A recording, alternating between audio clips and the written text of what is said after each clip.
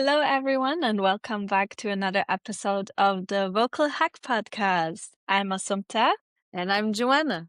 and together we talk about all things related to your voice, how it functions, how you can use it, and how you can take good care of it.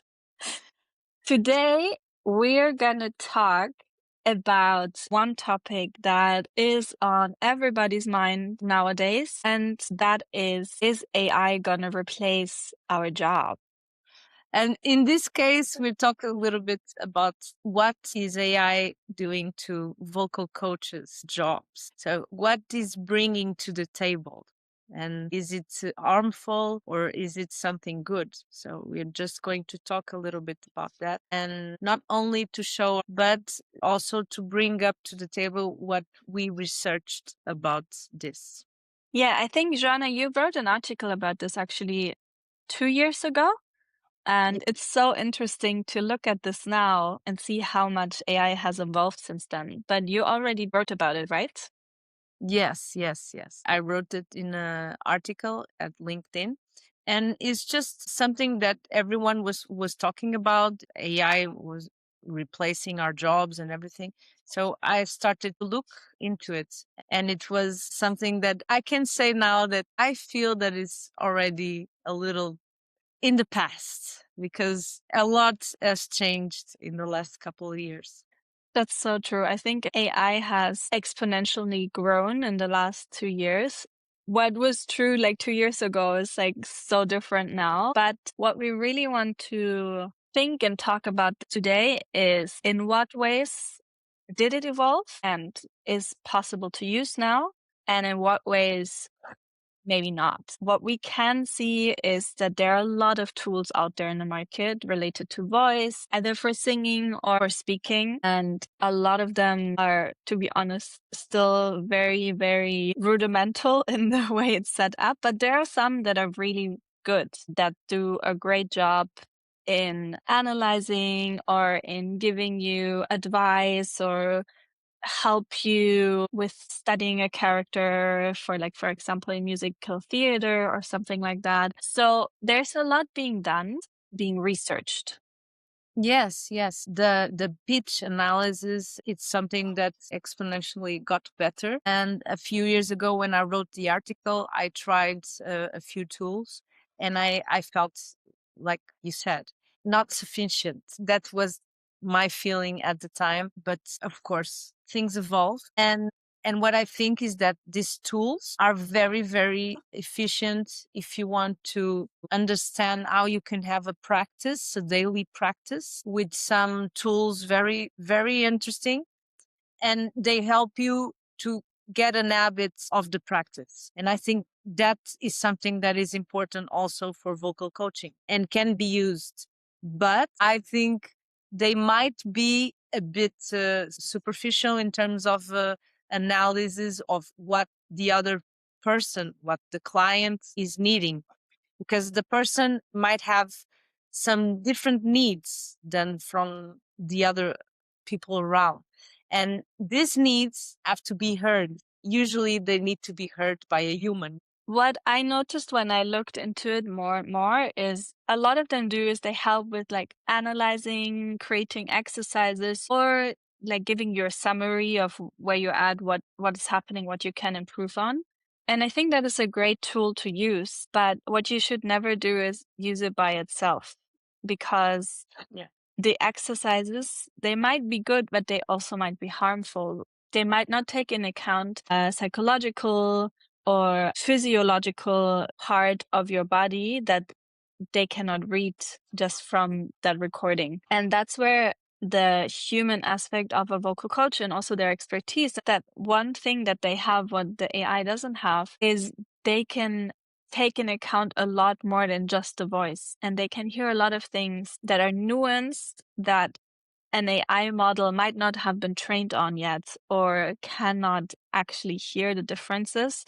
And that is something we develop through our experiences and work with so many different voices and learning about the little nuances that you can hear or see in a body. It's not only the hearing, like most of the time we can see the person, We're not just having a black surface in front of us. Like we see the people and we can see in their body or how they hold their head or how they breathe or whatever. Huge difference in the way the voice works. And that's something AI is not able to do at this point. Yeah.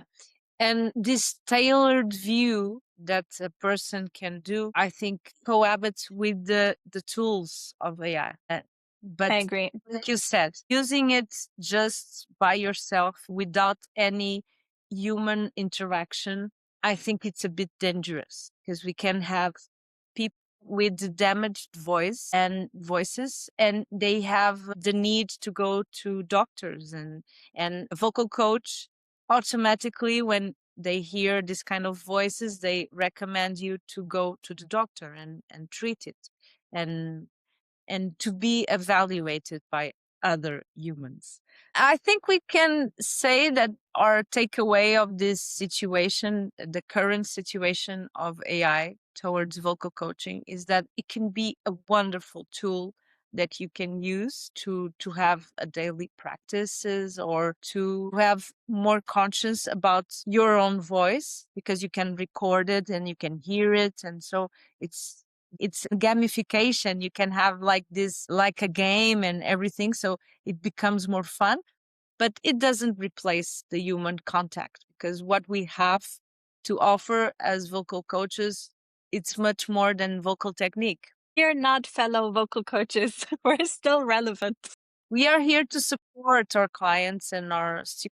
I actually think it's great because it takes a part of our work that is quite repetitive and gives us more time for the fun part, like actually working on like little details and really diving in and checking what are the mental and psychological things that are behind our voice and our emotion, because these things are really what make your voice you. And those things are what for us is still the work that AI cannot do. And I'm really glad actually that there are tools out there to help with the more repetitive and the more tactical skill task, like training certain exercises, training certain patterns and stuff like that, just with the supervision of someone who can tell you, oh, you're actually training it right, or you're training something wrong. And now we have more retraining to do, because I think as singers, this is one thing you learn very early on.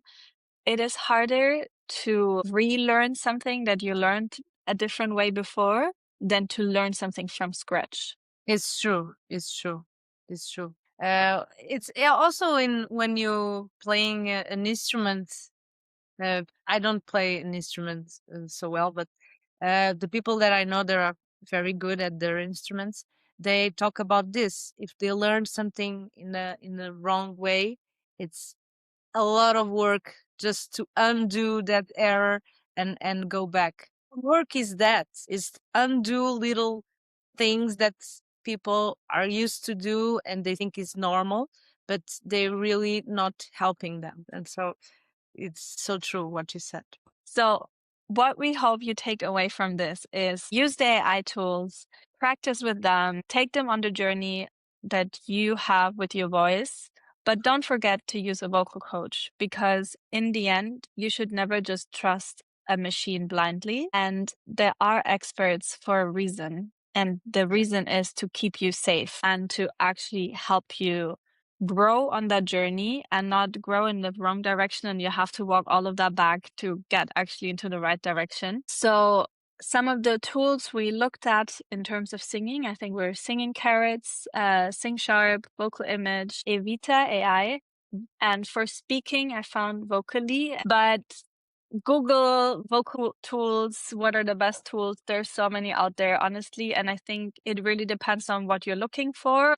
Again, ask a vocal coach to give them your advice on what is the best tool for you, your needs, and what you want out of it, instead of just wasting your money on 3 tools and figuring out this is actually not what I want. You can try them out, and but always have critical thinking. Don't forget that.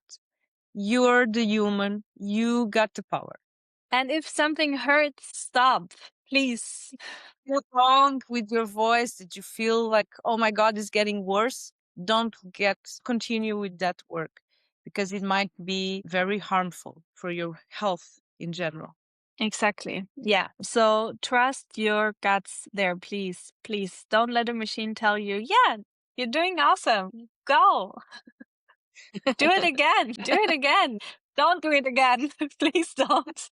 Thank you so much for being with us to discuss this hot topic in a moment. Is AI trying to steal our jobs? So, really, we just feel comfortable saying they're not. No, they're making our job easier. Yeah, at least in this case. Maybe in some cases it's true, but in this case it's not. If you found this interesting, don't forget to be with us next week and discuss more interesting topics. No, subscribe, leave us a message with your thoughts or your experiences. We love to hear from you, and we can't wait to see you Yes. again next week. See you. Bye. Bye.